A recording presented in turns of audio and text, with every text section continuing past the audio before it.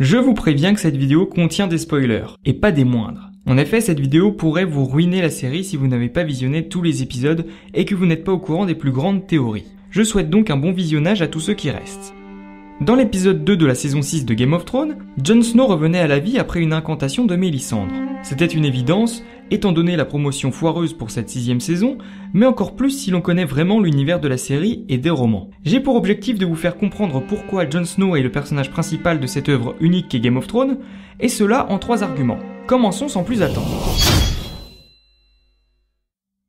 La plus grande théorie sur Game of Thrones est incontestablement celle qui évoque les parents de Jon Snow. Pour le lecteur ou le spectateur crédule, Jon est simplement le bâtard de Ned Stark, qui aurait dérapé avec une servante lors de la rébellion de Robert Baratheon. À son retour, Ned reconnaît Jon comme son fils et décide de l'élever avec ses autres enfants. Pourtant, quelques indices tendent vers une autre version.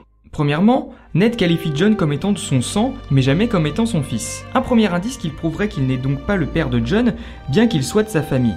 Alors de qui Jon Snow pourrait-il être le fils? Eh bien pour les lecteurs, c'est assez évident.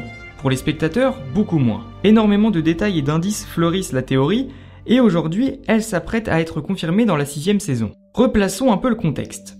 Avant la série, Ned Stark avait une sœur, Lyanna. Cette dernière était la fiancée de Robert Baratheon, ami de Ned et futur roi. Cependant, Lyanna aurait entretenu une relation cachée avec Rhaegar Targaryen à l'époque où Baratheon ne faisait pas la guerre à sa famille.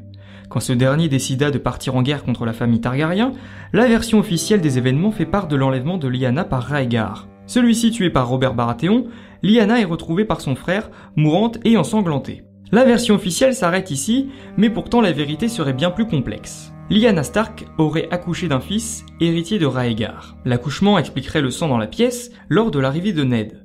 Et la théorie ne s'arrête pas là, puisque le nouveau-né serait en réalité Jon Snow. Fils d'un Targaryen, il aurait donc dû être mis à mort sous le règne de Baratheon. Ned, voulant protéger le bébé et sûrement honorer sa sœur, garda donc l'enfant, assurant son éducation et le faisant passer pour son fils. Ainsi, l'héritier Targaryen restait en vie. Alors éclaircissons les choses. Que nous dit vraiment cette théorie? Eh bien que Jon Snow est à la fois un Targaryen et un Stark, soit l'alliance entre le Nord et le Sud, et donc un possible héritier du trône. Pour les lecteurs, cette théorie est tellement approuvée et plausible qu'elle a dépassé le simple stade de théorie. Celle-ci devrait rapidement être confirmée dans la série, notamment à travers les flashbacks de Bran. Toujours pas convaincu que Jon est le personnage principal? A Song of Ice and Fire. Tel est le titre de la saga créée par George R.R. Martin, ce qui se traduit littéralement par un son de glace et de feu. En partant de l'argument précédent, vous ne faites pas le rapprochement? Je vais vous guider alors. La glace renvoie au froid et le froid renvoie au nord. Quelle est la maison la plus emblématique du nord? Les Stark. Le feu renvoie à la chaleur renvoie au sud. Quelle est la maison la plus emblématique du sud? Les Targaryens. Ça y est, vous commencez à comprendre? Et même sans partir de la théorie précédente, l'on peut très bien raccorder Ice à Snow, soit la glace à la neige, et le feu renverrait à Daenerys. Et donc le titre de la saga mentionnerait Jon Snow et Daenerys Targaryen. Dans les deux cas, c'est avec Jon. La prophétie d'Azor Ahai est sûrement l'une des choses qui manquent le plus à la série, du moins pour l'instant. On peut déjà se douter que Mélisandre finira par la raconter à Jon afin que ce dernier comprenne qui il est réellement. Pour ceux ne connaissant pas cette prophétie, je vais me contenter de citer Wikipédia. Azor Ahai, le guerrier de la lumière et le fils du feu, est un personnage légendaire issu des croyances des prêtres rouges du culte de R'hllor. Azor Ahai fut le champion de la lumière à une époque où les ténèbres menaçaient de recouvrir le monde. Afin de repousser ces ténèbres, il forgea une épée magique nommée Illumination. D'après les prophéties vieilles de près de 5000 ans, les prêtres rouges croient que lorsque les ténèbres menaceront à nouveau le monde, Azor Ahai sera ressuscité et qu'il se lèvera à nouveau contre l'obscurité. Les légendes liées à cette réincarnation semblent évoquer la naissance du prince qui fut promis dans un lieu environné de fumée et de sel, une étoile sanglante, ainsi que le réveil des dragons issus de la pierre. Et donc Jon Snow serait ce fameux élu, capable de lutter contre l'obscurité, ou les marcheurs blancs si vous préférez.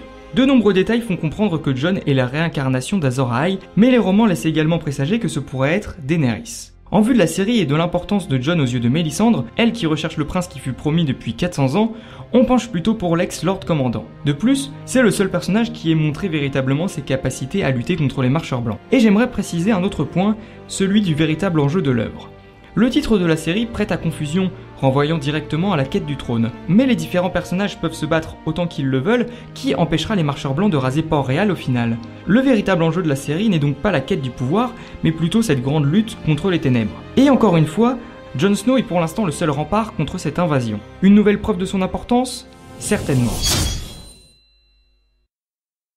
Alors, après ces 3 arguments, que retenir de tout ça ? Premièrement, Jon Snow serait le mélange des 2 maisons principales de la série, à savoir les Stark et les Targaryens.